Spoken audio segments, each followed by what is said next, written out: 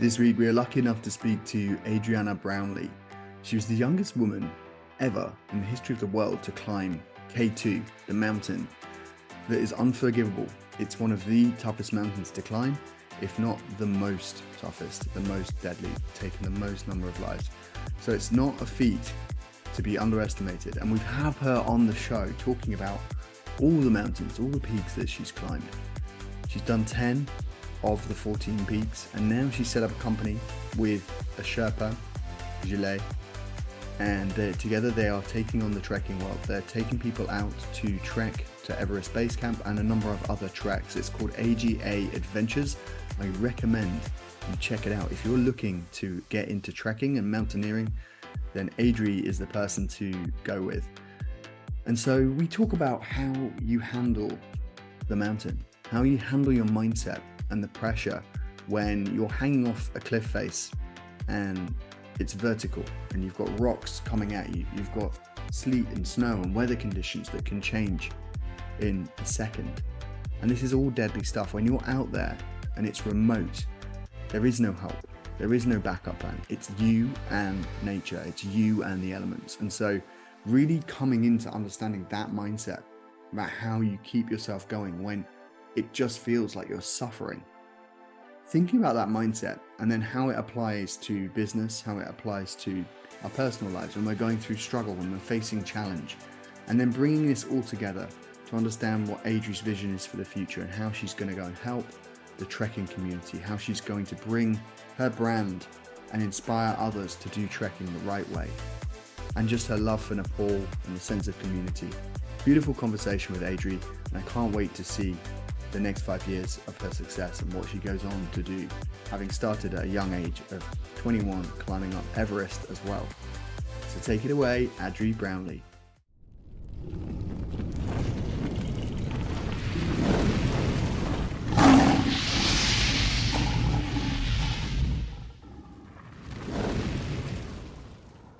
Adrianna Brownlee, welcome to the show. Thank you, Tim. Thanks so much for having me. You are my first Guinness World Record holder to be on the show. And I think it's also one of the coolest, like pardon the pun, coolest Guinness World Records to have, being the youngest person to climb K2 ever in the world on the 28th of July last year. Like, I guess to start and to frame this conversation, like what got you into trekking and climbing, and where did that passion and love for that come from? It all started when I was around 8 years old. So my father had just climbed Aconcagua. So that's the highest mountain outside the Himalayas. It's in South America. And as soon as he did that, for me, he was like a god. So he inspired this drive and motivation to suddenly want to start climbing, because the way that he described it was like the impossible. He just achieved like something insane, which is not, but I mean, to climb Kilimanjaro is a huge achievement. I don't want to demote that, but for me it was just like another world. So I sat down in my primary school classroom one day, and our teacher had asked us to write down a letter explaining kind of our life ambition or our dream job. So I wrote a 4-paragraph letter about how I want to climb Everest and how I want to be the youngest and inspire people. And that was the start. That was the seed was sown. As soon as I wrote that down on paper at 8 years old, I put my whole energy, all my currency of life into just getting that goal and making sure I'd climb Everest. And I was watching movies with my father. We were going to the Lake District to climb, and that was it. I was set on it. And at 21 years old, I managed to climb Everest. So it all paid off in the end. It's awesome. I know that you did the 3 peaks and you did the 7. So you have like these mini goals like before, obviously not mini, but like the way that you approached it, but like just to set your sights. I love what you said there, that was it there's something about the spirit, or you put your full life force behind it, like with that life energy. Is that what propels you up Everest? Or like, because obviously at 21 going to do Mount Everest, it's an achievement that there's not many people on the whole world that have done that, let alone set their sights on it from being 8 years old and then had that ambition and moved towards it through these series of mini goals. How was it the life force? Did you feel that pull? Yeah, I mean, that was definitely the key for it, was having such a big goal in mind. And it was my whole life. It engulfed everything that I did. And you have to have those mini goals to be able to get to that final goal. I couldn't just, wake up at 8 years old and suddenly start trotting up Everest. It had to come in, small succession, small little mini challenges. And that's what got me through to the end. Because towards the end, when I was 16 when I kind of made the decision, okay, I'm gonna, take a year off and I'm gonna climb Everest when I'm 17. Um, I paid for it, I was ready to go, and then COVID started. So those last 4 years until I was able to actually climb Everest were the hardest. But those 4 years, I had the most mini challenges and mini goals in order to get me through. 'Cause I was sat at home stuck with the COVID and like everyone else, and I didn't know what Mm. to do. Like I had this huge goal and suddenly it's been taken away from me. I saw no light at the end of the tunnel. So I'd set myself these challenges at home. Like I would try and run up and down the stairs of my apartment building. And each time I would try to, increment how many times I'd run up and down. And that was the only thing that got through. And then in the end, in 2021, so I was actually 20 when I summited Everest. Mhm. It's a crucial fact of my life that I forgot. But in 2021, suddenly the doors opened, and it was like, okay, you can finally go and climb Everest. And I had to do it without my dad. The original plan was to do it with my dad, because he was with me through the whole journey. But the outfit that I was going with, they were triple the price of any other outfit. So my dad's like, I can't afford to take myself, so just you go and you do it, and it's your challenge anyway. So yeah, that's how it all got there. And those mini challenges in between were the lifesaver, really. Otherwise, COVID would have killed it. Yeah, and I think that speaks to a lot of people, right? Because we're all going through things, but what you've done there is you've set your sights on something that's, like, to some people impossible. What's your training and fitness like when you approach something like, hey, I'm going to go up Everest? Like, how long before you go up Everest do you start training? Was it those 4 years? How do you deal with COVID and the mental toughness side of it when your dream seems to be slipping away because of COVID not letting you get there? Like, Yeah. So, I mean, yeah, those 4 years were the critical years for my training, and I was doing probably 3 to 4 hours a day in my house, and then maybe 1 hour outside. I would go like 10K, 5K runs, and keep it simple. But yeah, it was just that consistency and making sure I was doing it every day, and that perseverance to stay consistent. That was the hardest part, because getting up in the morning and doing workout inside your house with no change of scenery, nothing, is really difficult. And mindset wise, it takes a very strong and focused mindset, and really just a big goal, a life goal, to be able to get through that. So that was how I did it, really, in an intense cardio. And my plan was to be able to feel like I could run a marathon on the summit of Everest. Like that's how fit I wanted to be. And I like, one of the things that you can control about Everest and climbing is your fitness. There's other things that you can't, like avalanche risk, weather, illness, all of these. So fitness was the main target for me. And so I made sure that I was that fit and that ready. And on the mountain, comparing to other people, I was like, God, I really did train my ass off, because you could just tell right away. Some people went to Everest thinking it would be, a walk in the park. And then there's others like me who are just like, I need to be the fittest girl or fittest guy there. and so, like, you've done this and you've also set your sights on the 14 peaks. Is that still the mission? I know you've done about 10 of them. Is that right? Yeah, so far I've done 10, and from the beginning till now, the mountaineering culture has done a 180 completely. And there's just been a huge influx of people trying to do this project now. So it used to be that the Seven Summits was the big project to do, and it was super popular. And now suddenly it's the 14 8,000ers is the new like it project. So when I was starting, there was maybe 2 or 3 other females at the same time doing it, like as I was, and now suddenly there's like 50 of them.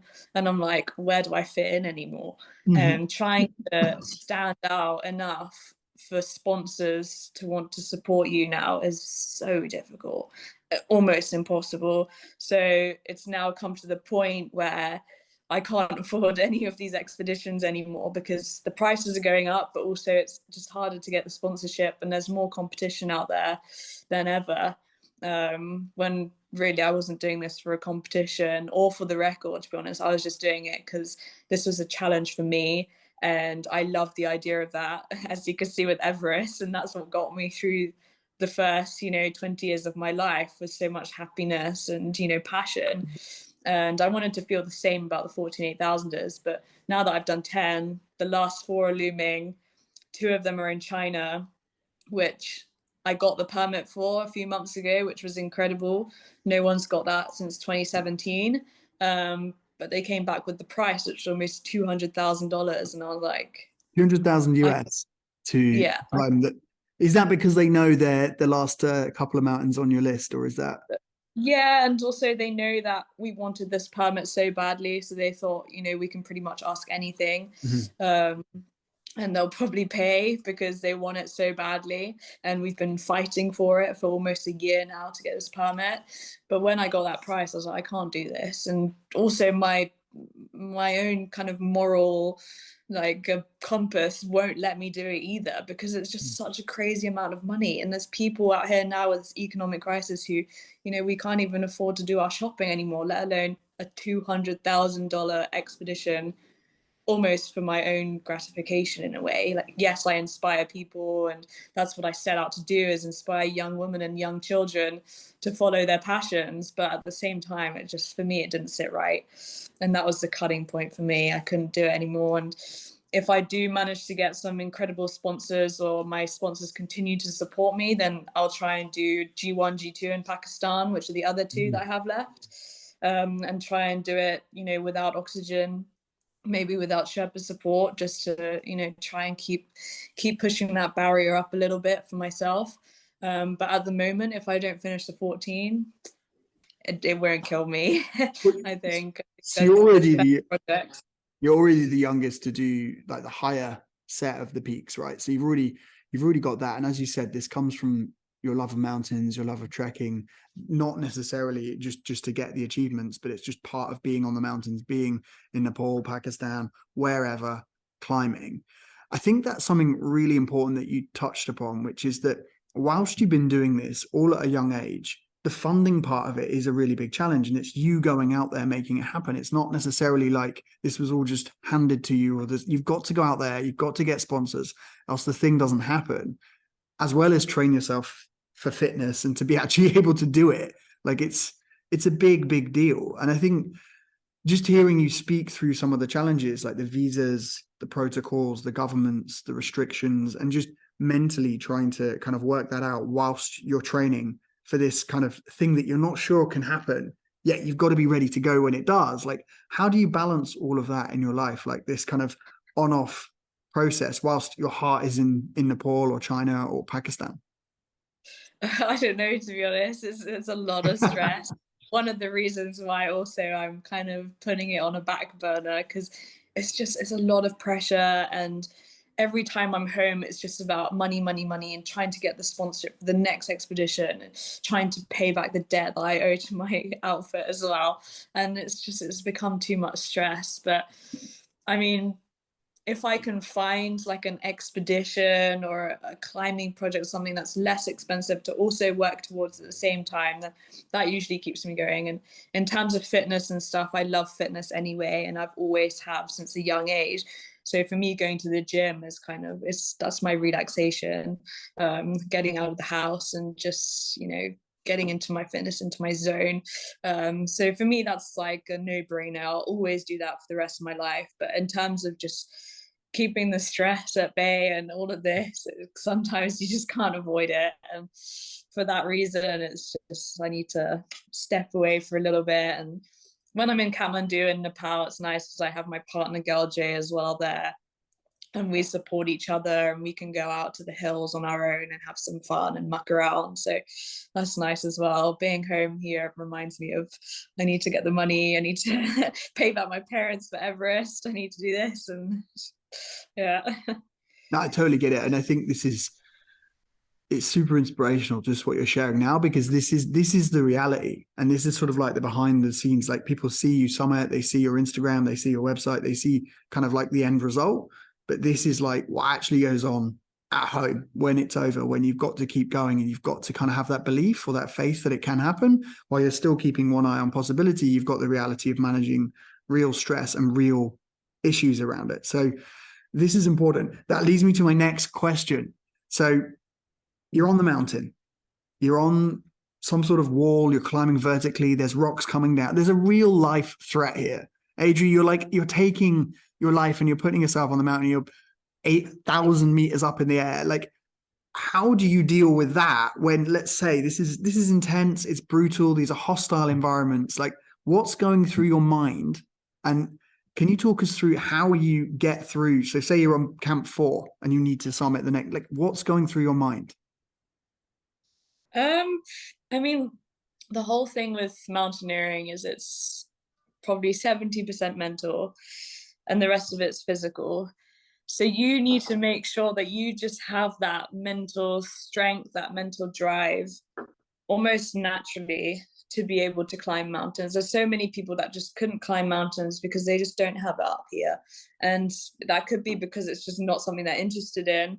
And it's not a big enough drive for them. So for me, like summiting and getting back down safely, that's what makes me happy in life. So for me, it's a huge drive and a huge motivation. And I know that when I reach the summit, the pride and achievement that I'm going to feel is going to stay with me forever.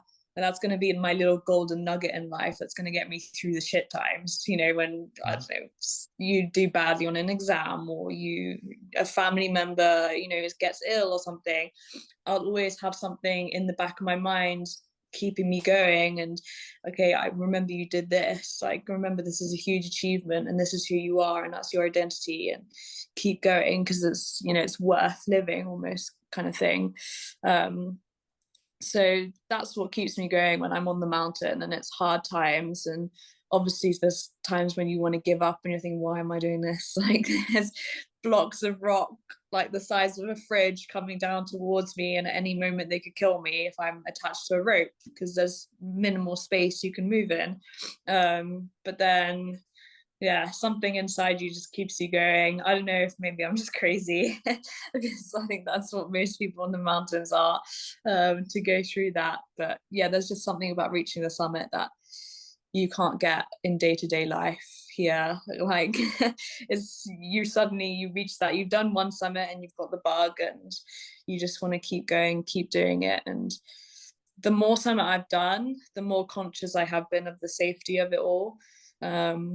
So I have turned back on more mountains now than I probably would have at the beginning, just because I know the risk involved. But I still, you know, I still want to keep going back and be in those situations, those dangerous situations. There's a lure to it. Like, I think is it a bit like a fighter? If you're a professional fighter, you kind of don't want to get in altercations because you know the risks associated. You're not looking to fight other people. You know how, if you know how to fight and you train to fight, how deadly it can be. And it must be the same thing on the mountains. There's kind of like that sense of awe and wonder. And at the same time, the more you do it, the deeper that self-awareness goes. And that, you know, you see, I'm sure you've seen some pretty tough stuff, to be honest. Like, some, obviously people die on the mountains as well. So it's very difficult. Yeah, definitely. Yeah, the more you do, the more you see. And yeah, you realize quite quickly that maybe this isn't something you should be doing at 20 years old. You've got a long life ahead of you. But yeah, there's just something so beautiful also about the mountains. It's a yin and yang kind of thing. And you do some paragliding. Yeah, just to add. Is that also a sense of freedom, or is it a bit different? Oh, totally. I mean, it's a totally different sport in terms of it's the paragliding that I do is very relaxing. So I'm basically a beginner. I've done maybe 50 hours of flying, but so it's not very much. So for me, it's just a very relaxing state of mind. And the places that I've been practicing in Nepal, in Pokhara, are just so beautiful. So you take off and suddenly you're on your own, and it's so peaceful, and it's relatively safe because we're flying, a very safe glider. We've got big open spaces. So there's no worries on your mind.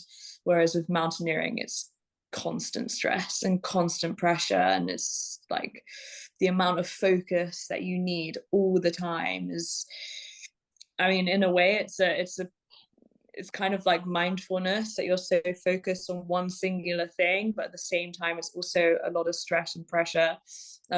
Whereas when I'm doing the paragliding, I feel just free, and so it's a nice juxtapositioning between the two. No, that's awesome. I totally get it. That's amazing. I love to feel that freedom as well. In terms of like different mountains, can you talk us through the ones in the range and what you'd say is, I know there's obviously Everest, which is more well known, but there's certainly some mountains that have different stats around. They're harder to do in certain aspects or in winter. Where would you say, like, how are Annapurna and, I can't actually say this one, Kanchenjunga? Yeah. How is it different how are they different specifically from Everest?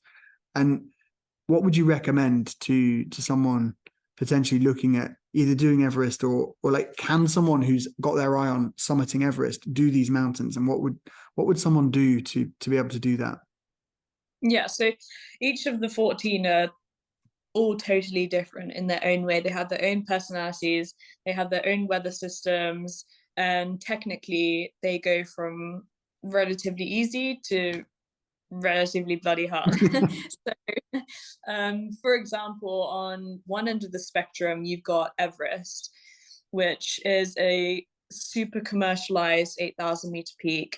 The safety net around Everest is immense. I mean, there's very little that can go wrong on Everest, and you always have people with you. The paths are very well made because you've got 500 plus clients stepping on them.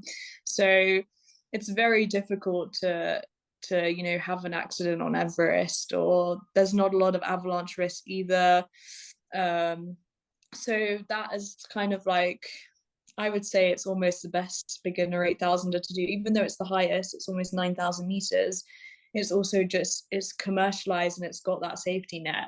Whereas when you look at the other side of the spectrum, you've got, say, Nanga Parbat or Annapurna, which has 30% death rate.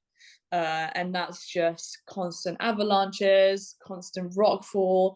If something goes wrong, there's maybe maximum a team of 30 people on the mountain, which is not a lot of people, and you're all spaced out. If something goes wrong, you're on your own, and you've got to be able to, you've got to know the skills, you've got to know the rope skills, you've got to know how to bivvy, all of these things, how to descend safely, make your own harness, whatever it may be, which beginners definitely don't have. And so those are the mountains that you would leave for last almost. But Manaslu, Everest, Makalu, these are more well-known 8,000ers where you can rock up without knowing anything, to be honest. And they'll teach you at base camp the basics, how to use a Jumar and how to descend, and you just put one foot in front of the other and you're good to go. Obviously you need fitness there because climbing 8,000er isn't easy, but it's just become more and more and more accessible now, that you see people coming to Everest who have never even seen a mountain before. They're like, don't even know what a harness is. And it's like, where did you come from? Like, how is this possible? But they still summit.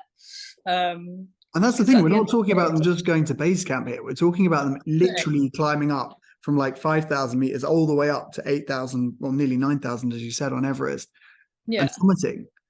But yeah. So that's due to the commercialization, is it? Oh, totally. I mean, so I don't know if you know Nimsdai. He did the 14 and 6 month. He was a huge disruptor in the industry. So before Nimsdai, climbing, 8,000 meter peaks was like a very elite level thing in the climbing community. And now suddenly it's become almost like a tourist sport. It's, you go there, you're a bit fit, you're a bit ready to go, and you summit, and there's the chances of you summiting Everest are almost 100% now if you have a good weather window. It's all about mental strength as well. Physical, it's a little bit, and that's it. You don't need to know any techniques, nothing. So it's just completely done a 180, which is sad, because it kind of takes away from that specialness of Everest. Like when I was 8 years old, Everest was huge. Like running a marathon when I was 8 years old was huge. Like my dad ran a marathon and it was like almost in the local papers. Now you climb a marathon, you run a marathon, it's like, okay, you didn't do an ultra marathon, like Right. Yeah. The not standards stepped up. so it's just the standards have gone like crazy now, and it's very hard to like almost get that sense of achievement nowadays on the 8,000ers because of this, even though it's still an amazing thing to do, an amazing feat. Yeah, it's changed a lot. I think it's sort of hard to capture on a podcast, or like for the listeners, like just what we're talking about here, where Annapurna, like, or Nanga Parbat, like these are you're saying that these are places that are so remote that also have a 30% chance of you dying. Not like of chance, it's like of 10 people, 3 are going to die. It's like it's almost, it's guaranteed, and the stats are saying that. Therefore, if something goes wrong, which the high likelihood and chance that you're going to get some bad weather and something happens, or someone gets lost, or someone disappears, you're putting yourself in these situations, but you're also getting this exhilaration between walking down the fine line between life and death, and that kind of sense of feeling alive. Like, you're saying that Everest is commercialized and that people like, do you think that commercialization, and now this has blown up, and obviously the 14 Peaks has become a huge, well-known thing, is that going to lead to more of these other mountains getting more commercialized? Is that how it's going to go? Or is it going to be that they're going to become even more risky, and you need to have specialist teams in order to do that? Like, what do you think is the future for mountaineering? Yeah, I mean, you can already see a shift in mountains like Annapurna. There's more and more people coming. They're more attracted to it. They see more summit success and more summit rates going up and death rates going down slightly. And they think, okay, this is my next challenge. So you can definitely see a rise in clientele on the harder mountains as well. And it is putting up the risk, because there's also an element of pressure there for like the Sherpa team, for example. You get more and more clients who want to climb, and they're so set on the summit. They're like, okay, well, this girl last year summited, so why can't I? Like, I have to summit. She's done only 8,000. I've done 5. I have to summit Annapurna. So there's so much pressure on the Sherpas now to fix the lines incredibly quickly, to summit on the first weather window, to make sure there's 100% summit success. And this adds a huge element of risk, because as we saw on Annapurna just a month ago, there was almost, I think, like 6 people rescued from the mountain, and this was all because they chose a weather window that was not great, and coming down, the weather was awful, and there was avalanches and everything. But that was because there was so much pressure to summit, because they'd been at base camp for a month and a half or something, and suddenly everyone was like, okay, we need to summit now because we've been here too long. That's not the way it should be. It should be a clear, long weather window, and there's this increasing amount of pressure going to climbing 8,000ers, and it is putting a lot of risk.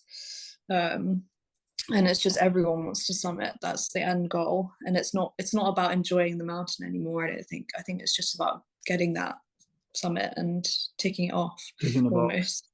Have you yourself, then, going back to what we were talking about earlier, like, have you yourself been in a situation with a near miss, or seen something that's sort of, like, you're bound to have done with the amount that you've done in terms of that? But I think it's important for the listeners just to get a sense of like how you carry on whilst you're seeing things happen around you, like rocks, or the screws falling out, or just the snow being too watery and it just becoming very, very scary and dangerous very quickly. Because that's the thing, right? These things can change instantly. It's not just like, oh, we think an avalanche is coming. It's like it's happening on you straight away.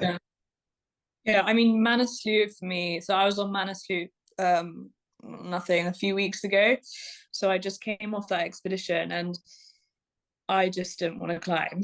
Like, I just knew that it was not safe up there. And so I'm just becoming more and more aware. And when these things happen, like there's a lot of avalanche risk or a lot of snow, I will just get off the mountain because I just don't feel safe. And I've done it 2 times now on Manaslu, where there's just been so much avalanche risk that I don't want to go. And there's been people that summited at the same time, and there's been other people like myself who've just said, I don't want to risk it. Like, it's not worth it. It's just not worth it for me. And I've got a long life to live ahead that I don't want to die in an avalanche because of a little bit of summit fever, wanting to, that top and tick it off my list.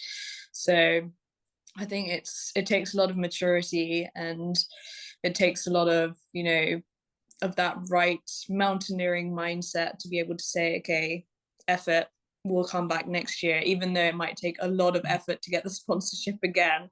It's better than, dying in an avalanche or seeing your best friend die in an avalanche. Like, it's just not worth it. Yeah, I completely get that sense now. I can see that, like, this is something that's built up over experience, and this is your professionalism coming through here, where you're like, no, I'm getting off the mountain. I'm, in my experience, this is teaching me, it's self-awareness. It's showing me, hey, this isn't safe. I'm off. Let's go again next time, rather than, and that's the difference between amateur, where the pressure to summit will take over, that urgency. I've got to do it, and that's where the risk comes in, and unfortunately leads to higher statistics. So, do you have a motto or a mantra in life? I think I'm only 22, so having a life motto is quite a daunting word. Maybe not quite a life motto yet. Well, I think for me it's just making sure that you always have that kind of end challenge, end result, and end goal, not end, but like a piece in your journey that you want to achieve and you want to get to. And no matter how hard that journey is to get there, just remembering that that's going to be at the end, and you're going to get to that achievement at some point, and just to keep going through those hurdles to get there. Because once you reach that achievement, once you gain that achievement, that's going to be with you for life, and that's what's going to get you through the hard moments. So it's so important to have those moments in life. And I think now, with everything that's happened with COVID, with the economic crisis, where everyone's losing that little spark and that little motivation that keeps them going. So many of my friends are like, don't know what to do. They're lost, they're depressed, or they're at home all the time, and it's like, you need to find something to work towards, or like you're just gonna end up in a negative spiral. So I think it's just very important to rehash that statement. And I go into like primary schools, and the only thing I see is these little kids with so many goals and so many like things in mind and ambitions. Like, I want to be astronaut, I want to be the best ballerina in the world, or I want to be on the football team. And this is what we need again, like as adults, as older people, we need those almost impossible goals, which are possible if you put the work in, and just making sure that you go through that journey, even though it might be difficult. That's fantastic. No, I think it's great. We've all got to get that sense of wonder and dreams back again, dreams that we want to go after and make happen. So I see that you and Gelje Sherpa are very close. Like, you're very tight. You've obviously spent a lot of time together. You've been doing many summits and expeditions together, and you've set up a company called AGA Adventures. What's the kind of vision for the company and for you next? So I think both of us want to steer away from 8,000-meter mountains. I mean, we'll always be climbing on the big mountains, but we wanted to make something together, use both of our strengths. I mean, Gelje's strength is that he's such an incredible, vibrant personality, but also an insane mountaineer, like next level. Never seen someone so strong like him. So, and then I have kind of the business side, and working on the financial side. I also love the mountains. I love Nepal, so we want to put that together and do something we both love, which is guiding people, giving people an experience of a lifetime in Nepal. And the trekking company seemed like the perfect thing to do. So we started this together, and it's going to be based in the UK. But then run everything in Nepal. And yeah, it's just something to give us some income as well, because we're both like skint from climbing. So we need something to stabilize our lives. But also keeping in mind that this is our passion and this is what we love. And we can't, stray away from that. That's it, Adri. That is exactly it. You've got your focus, you've got your mission, you know exactly what you're here to do. And if money's just the end result, like in terms of making it happen, then you'll find a way. Like honestly, you'll find a way. I know that like you've got that sense of mission, and that's what most people out there are struggling to find. And if you found it and you lock in, you will make it through. So in terms of sponsors, like North Face is a sponsor for you, or no, not anymore. not No, anymore? You've but got they other. were for most of my project, and then we've kind of diverted paths. But How do I've you got a few others. how do you go out and approach a sponsor? Like, what's the way through that maze? So the best way to do it is through networking. So Mm. you have to know people who know people and do it that way, because like cold calling or emailing companies through their like website email it's a dead end. Like you're gonna end up reaching someone who vaguely works with the company and doesn't know where to send your email, and you never get a response anyway, like maybe one time out of 100. So you have to have that personal connection, which also is just so difficult, especially in the UK. Everyone is so closed. Like you go to other countries, and like I'm speaking to some of the mountaineers from other countries around the world with a much smaller population than the UK, and they're like, yeah, I know the CEO who knows this, who knows the head of all the hotels in this country. I'm like, I have no idea about anyone in the UK. Like, I can't contact anyone because it's such a closed community. Like, but yeah, you've got to have a personal story, and a story that's unique, that sells, that can make a social media campaign that is current. So if you're interested in the environment, if you're interested in, woman power, then these are, big things for companies that they really want to get into. So you've got to sell that kind of side of your story, and just make sure that you're super passionate about it, and you translate that passion into a company, into a brand, into whoever you're speaking to, so that they can feel it and also, want to translate that passion to the world, which is a really hard thing to do. So yeah, you've just got to really believe in yourself and keep trying, and basically contacting 1 million people a day. That's the only way, because you're going to get one answer out of 99. So Yeah, persistence. I get it. I know exactly how, when I was trying to start out and get my books into new places, to meet new people, I was running through security at different offices in London and trying to get through and just get this thing in front of the right person. Because you're right, it's a connection piece. If you want to get interviewed or get into certain magazines, you've got to have that personal connection, because it's not going to happen just from the alias, right? The alias email address. But I think what we can say is through all of this, you've had much persistence, because the mountains that you've climbed and the number of attempts and the different weather windows and projects getting stopped and then started and stopped and then started. And it's kind of turned into this. It's sometimes in life, we think we've got it all like the way it should go and the plan. And then sometimes the plan turns out even better than we thought, right? Because you dropped out of uni, right, to go do this. And then you ended up spending 2 months in Nepal with the Sherpas, learning their ways. Like how was that? Like, what is it about Nepal, and what is the beauty and the magic of the place? Oh, I think it's such a social and vibrant and cultural community. It's basically everything the opposite of the UK. So you go out in the streets and everyone is outside. So their business is outside. Most people run like little shops outside their house, or everyone's dealing outside, and it's all face to face. It's not, over emails and all this. So you walk down the street and there's always someone to talk to, or someone to have tea with and coffee with, and there's so many cultural events and celebrations as well, and you just always feel alive. There's always something to do out there, whereas here it's very stagnant, and you find a lot of people are stuck in their homes, which is another thing that I find so upsetting, especially because of COVID. Everyone's just got used to being at home all the time, and like I've seen it with my friend groups. I'm like, let's go out, and it takes about 5 weeks to plan. a day out.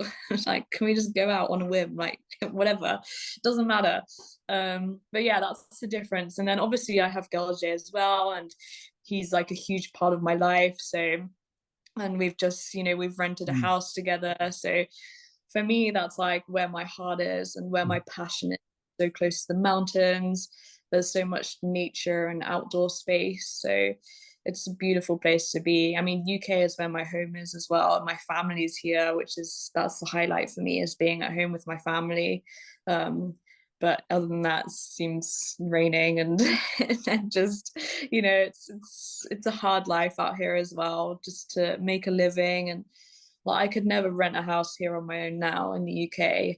Like, it's impossible. It's just ridiculously expensive. I Whereas mean, out yeah. there, an opportunity to do that and make an office for our company and get things going.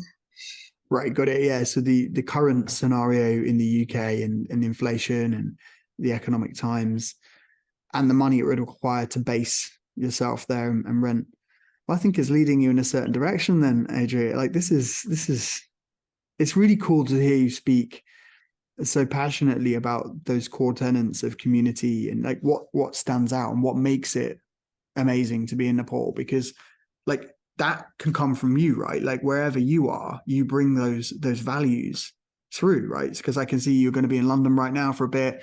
Cool, you're showing and leading the way on how to bring community and that sense of belonging to London right now. And then through that, people get inspired, and it does have a knock-on effect, right? We just change one person that we're next to, and then suddenly it's a ripple effect. So it's cool to see that even though your heart's in Nepal, it's having an effect in London while you're there, yet you're working on a bigger vision to go back. And is in an ideal world, what would the next 5 years look like for you? Like in terms of like, if you could, in an ideal world, step it out, like how do things progress and what would happen? 5 years is a long time. I think for me at the moment, I just want to focus on the trekking company and making flourishing into a nice business, and being able to live off this and continue working my passion. And I don't know where life will take me in the next 5 years, to be honest, because in 2 years it's changed so much already. um, so I think it would probably involve a lot of living between different countries as well, traveling. I love traveling and being able to spend more time with my family. But I don't know, it will be something in adventure sports, obviously, and I'll always be climbing. So I've just got to work out my plans for this summer, to be honest, and what expeditions I'm doing first, and then I can focus on the next task at hand. But hopefully in 5 years, in a good place. That's all I hope. Adri, I love it. I love it. Where can people go to find you? And in terms of AGA Adventures, like what type of specific adventures would you be doing? And is there a project coming up or a trek that people can join? So we have a website, which is agaadventuresltd.com. And so we're doing this October and November, we have a few treks coming up. So we have Everest Base Camp 2 times in October. And then we also have Lebouche East Peak Expedition, which is a 6,000-meter peak. But it's called a trekking peak.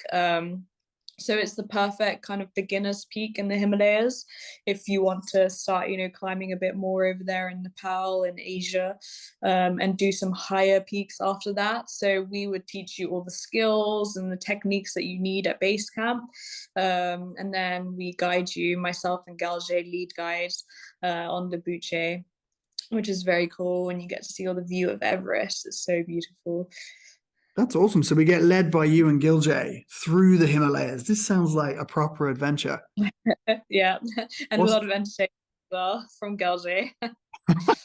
what's the time commitment for something like that? So Everest Base Camp trek is 16 days 16 days. from Kathmandu to Kathmandu, and then Lebouche East you add on another 5 days maybe, depending on weather. So we have some contingency days in there. Sometimes you can't go straight for a summit push, you have to wait it out if it's snowing or raining, etc.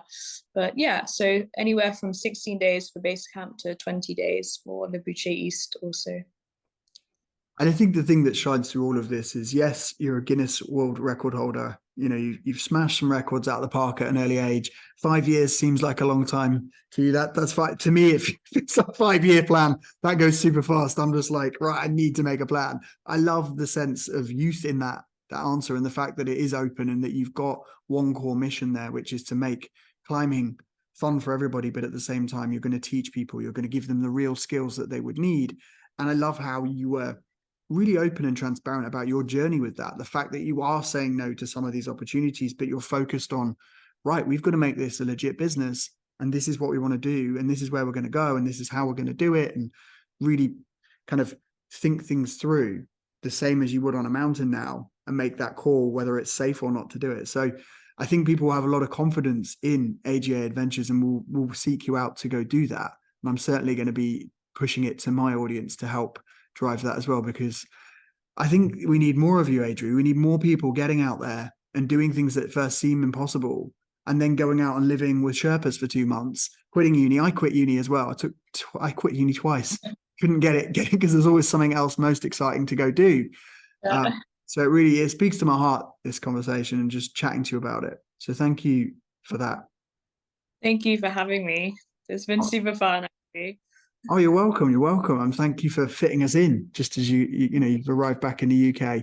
One last question. What do you think it's like then in terms of, like, if someone's thinking about training for one of your adventures, is there much they need to do to come and do it? Or, like, how should someone, say they're not that fit, say they don't go to the gym, say that they sit in an office 9 to 5, but they really have this aspiration to go to Everest Base Camp, what should that person be doing between now and October?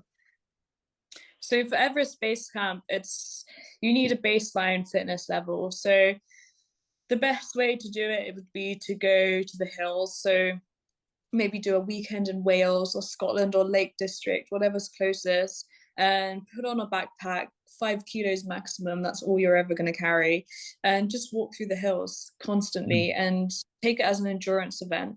I mean, you're never going to be walking more than, maybe 6 hours on the Everest Base Camp trek, but it feels like a long slog. And most people, where they get caught out is this, they get this mindset block, because it just feels so long and tiring and they can't keep going. So if you can get out there and just push yourself a little bit, and make sure that you can get through those brick walls, and you have that mindset there, then you'll be perfectly good to go. You don't have to be, a professional athlete or anything, or running, sub 25Ks. Just as long as you have that baseline, and for you it's a passion and an ambition and a goal, then you're perfectly good to go. And we'll make sure that we teach you all the skills you need in terms of the best way to walk, how to use your poles, what to bring with you equipment wise. And yeah, just as long as you're there with a positive mindset, then I think that goes back to what you said, right? 70% mental, 30% fitness, and that translates to any size of mountain that you're looking to approach. Yeah. Cool. Well, that's it. I feel like I need to sign up then. I feel like this has got to be something. Might be seeing you in person in October. Wicked. Yeah, I mean, this is cool. I think through everything, and thank you for sharing the time with us today, because there's pieces here where you dig into, obviously, the dynamics of, like, the reality of how it is when you've got to either self-fund or get sponsorships, go out there and hustle and make it happen, because this is where you want to go. And then at the same time, as you find your way through this Nepalese business and community, and you find that your heart's in Nepal, and you've got all this thing that you're building, like, you have built things. It's like you have achieved things out there, and now you get to kind of see where they're going to go and build them and move them forward. So it's really exciting times for you. I think there's a lot coming your way. And with the kind of explosion that obviously Nim's Die and Netflix and all of this stuff, like, focusing on Nepal and mountain climbing, I'm sure that you will be able to capture some of that and then turn it into your own piece and your own dream and your own reality. Yeah, I mean, so this whole explosion and all of this has been, it's been amazing, especially for the Sherpa people. The amount of work that they getting and the amount of exposure it's given through Nimsa's film and everything has been awesome. And it's just about getting the good sides from that and not turning it into, the flip side, which could be, quite detrimental and a lot of risk.